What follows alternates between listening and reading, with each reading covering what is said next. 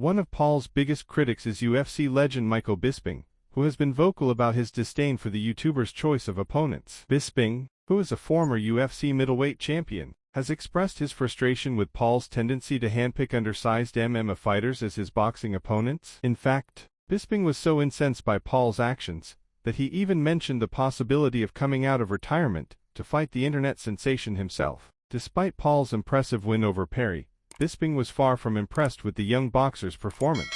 He criticized Paul's approach to the fight, labeling it as reckless and questioning his overall boxing skills and technique. Bisping's comments have added fuel to the ongoing debate surrounding Jake Paul and his legitimacy as a professional boxer. The rise of Jake Paul in the world of boxing has been met with both admiration and skepticism. On one hand, his dedication and hard work cannot be denied, as evidenced by his training regimen and commitment to the sport. However, on the other hand, his choice of opponents and the manner in which he promotes himself have raised eyebrows among more traditional boxing fans and critics.